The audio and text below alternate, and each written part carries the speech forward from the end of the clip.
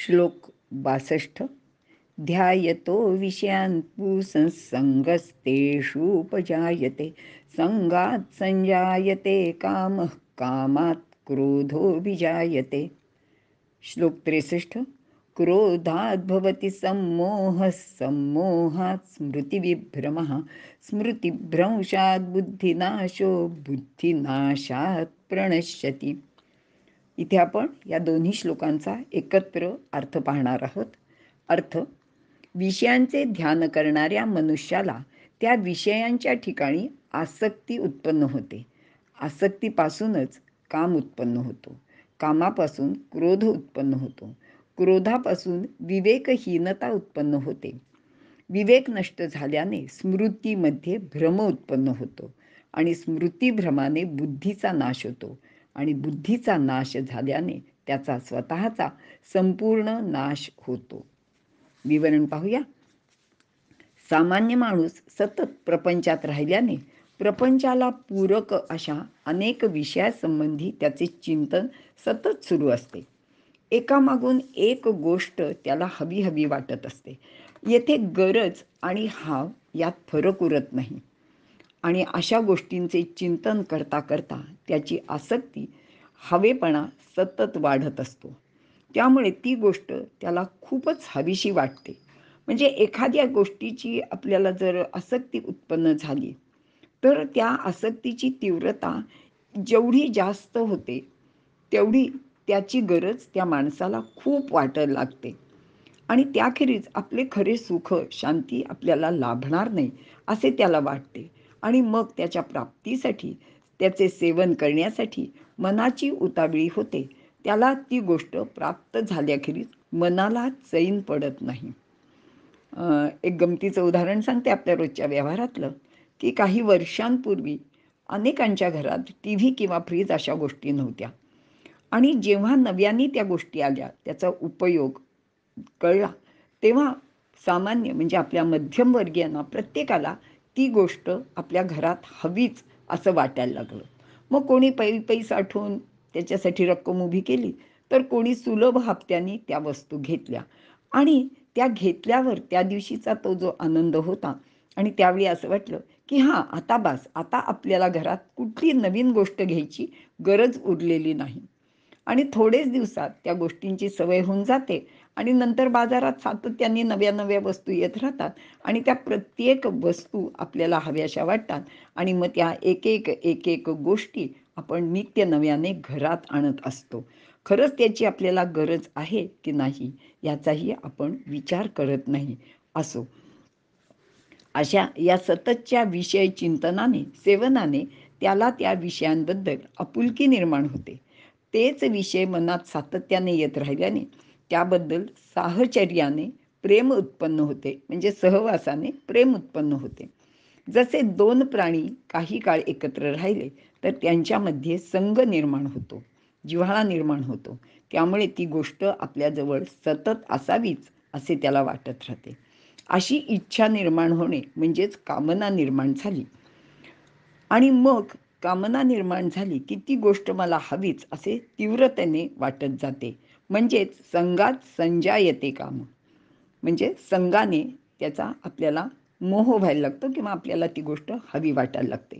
मग त्या कामनेनुसार गोष्ट मिळाली किंवा सातत्याने ती मिळत राहिली तर लोभ उत्पन्न होतो आणि पुन्हा पुन्हा किंवा कायमच आपल्याला ती मिळावी असे वाटत राहते.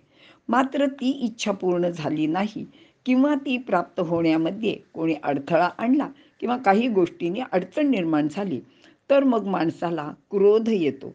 आणि इथे क्रोध हा शब्द मुद्दाम वापरला आहे कारण राग आणि द्वेष, तर राग म्हणजे आपण ज्याला मराठीत राग म्हणतो तो क्रोध नव्हे, तर राग म्हणजे प्रेम असा अर्थ आहे किंवा आसक्ती असा आहे. कारण राग हा शब्द संस्कृतमधला आहे आणि म्हणून इथे मुद्दाम मी क्रोध या शब्दाचा उपयोग केलेला आहे. कामना किंवा इच्छा ही अशी वृत्ती आहे की त्यामध्ये थोडासा अडथळा आला की ती आपल्या मनाप्रमाणे किंवा ती आपल्या मनाप्रमाणे घडली नाही की माणसाला क्रोध येतो.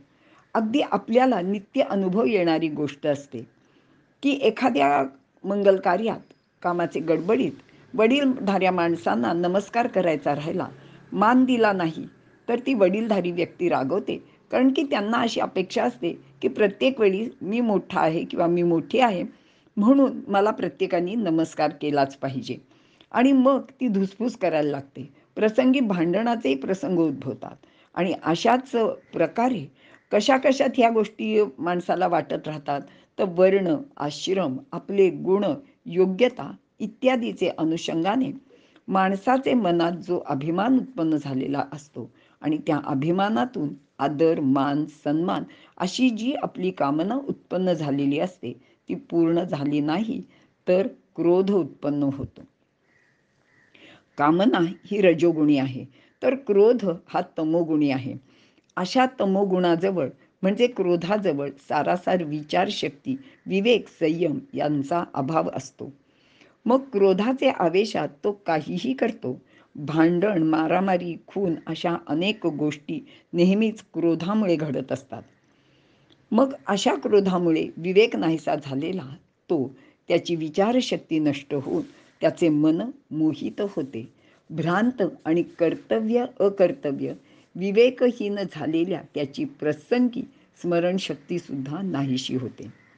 आणि मग तो माणूस स्त्री, बाल, वृद्ध, आप्त यासंबंधी अगदी आपले माता, पिता, गुरु, राजा, पुरोहित, आपला उपकारकर्ता इत्यादिकांबाबत सुद्धा आपले कर्तव्य काय आहे ते विसरून जातो. क्रोधाविष्ट झालेला तो समोर असलेला कोणावरही आपला क्रोध व्यक्त करतो. माणसाला अनेक कारणांनी क्रोध येत असतो.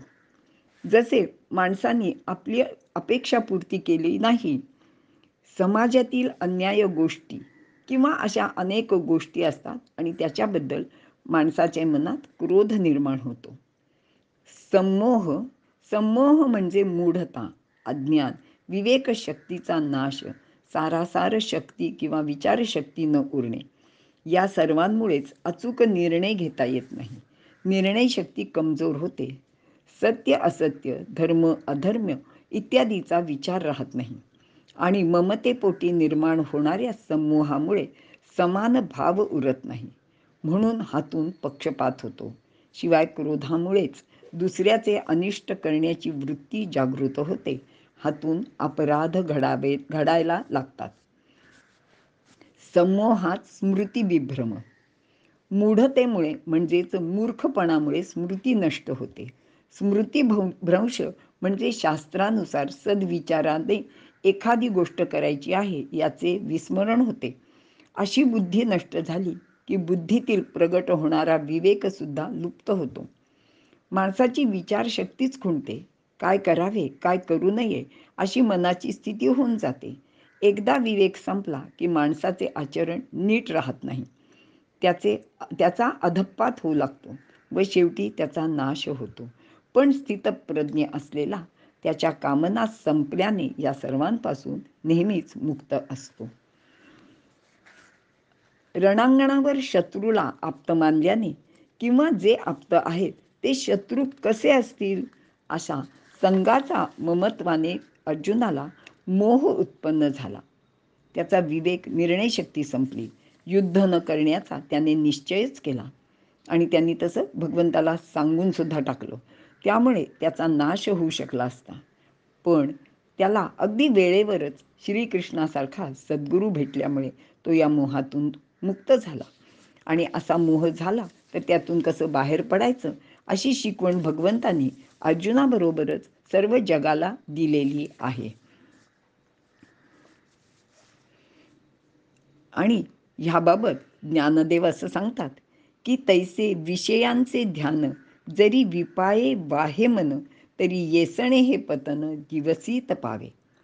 म्हणजे अर्थ असा आहे की विषयांचे नुसते चिंतनसुद्धा जरी केले तरी अनर्थ त्या व्यक्तीला, त्या माणसाला, त्या चिंतन करणाऱ्याला हुडकत शोधत येतो.